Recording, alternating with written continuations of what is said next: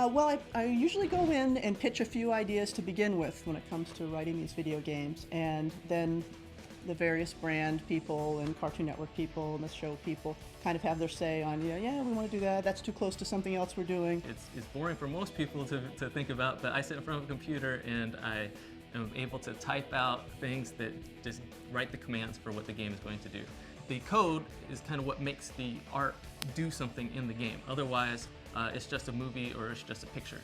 So in this case, if you want it to be interactive, that's kind of how the code does it, is brings the pieces together. I'm responsible for working with all the artists and kind of supervising the overall feel of the visual elements in the game. The sound engineer is in charge of all the sounds for the video game, and I'm kind of overseeing, aside from sound design, which is creating the sound effects and placing them within the game, I also oversee the voiceover, how they're going to be placed, and the music, and overall volumes for everything within the game. I am the project manager for the video game. I oversee all departments, and I'm also the liaison between our studio and our publisher and licensor. So I'm kind of the point man to get everybody communicating, and also, of course, to make sure we're staying on schedule.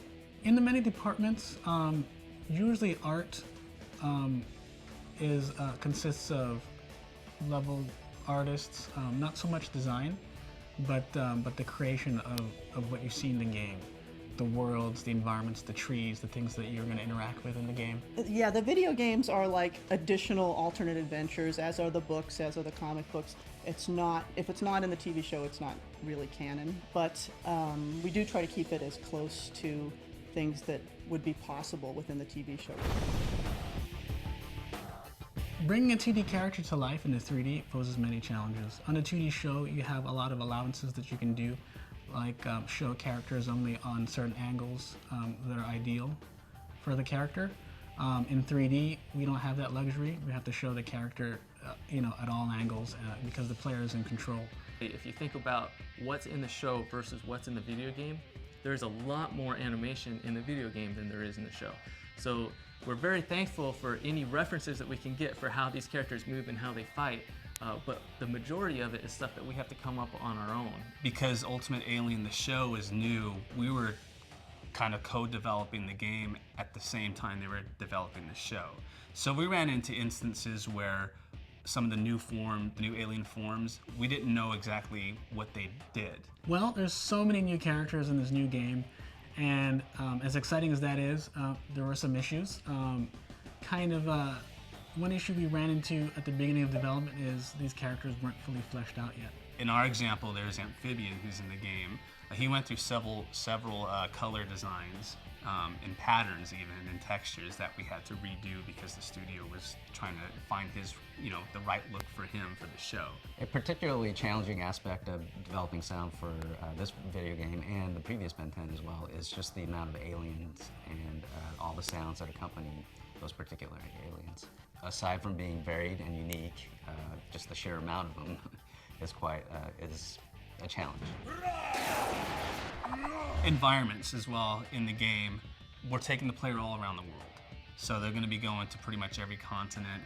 They'll be going to China, Tokyo, South America, the US, even places in Europe. So to be able to create all these different environments was a challenge as well. Well, one of the levels that I thought was exciting to work on and bring to life was the China level. It posed a lot of challenges, but at the same time, it gave us a lot of creative freedom to be able to create a lot of mystique and secrecy and things like that. In developing the sounds for Ben 10, we're constantly playing the game through the various iterations, the various builds to see where it's at and to see what new things have come up that we need to play sound effects for. Coming from the TV show as a writer, Cartoon Network's put a lot of faith in me to stay true to the brand and to really, stay true to the character voices and keep the games, if not entirely 100% in continuity with the show, as close as we can possibly be for the fans to accept it and enjoy it. Yeah, I always love it when we can get the writer in the room. I know we didn't have the writer today, but I know Charlotte, and I knew she was writing the game. and I told her to write some really fun stuff for us, and she did. And she brought in like every character into this game that like has almost ever existed on the show. Yeah, we just got done recording all the voices, and I barely made it, but here I am speaking to you right now. How does one describe D. Bradley Baker? He's a monster, but only, you know, on screen, only his voice. I think I do 17 super aliens in this game, which that's got to be a record for me. Well, some of the characters are certainly much easier. Those tend to be the ones they don't use as much. The ones that are more vocally punishing, all those are the ones they always love to bring back. The soar in Humongousaur is my voice, because it's sore after I'm doing Humongousaur. You know, when you look at the whole development of the game, is kind of a small part of the game. Important. I'm not gonna, you know, sell us short, but is a small part of the game. There are a lot of people here watching today. You've got producers and people who are going to be, you know, directing the different elements of the video game, designers, and you know, including the voice director and engineers to make sure all the stuff gets laid down as it needs to. An important part, but when you look at the whole, you know, development of the game, a very short part, actually.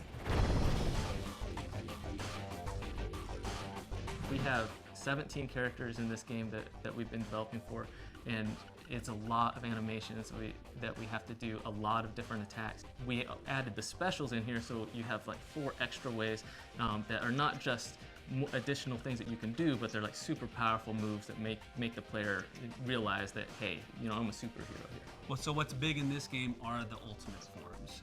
That's definitely a brand new feature. This is the game they're going to want to do that with. This is the only game they can do that with.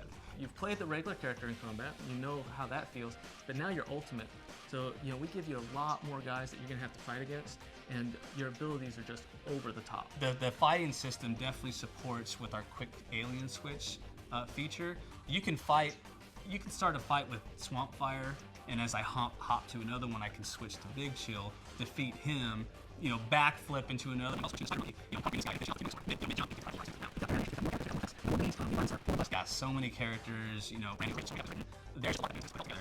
I think what's this game apart is the one thing. I think we've improved on almost every aspect of the game. If I had known as a child that I was going to grow up and this was going to be my real grown-up job and this is going to be my life, I'd have been a heck of a lot more relaxed as a kid. I mean, I get to write cartoons and video games. How cool is that?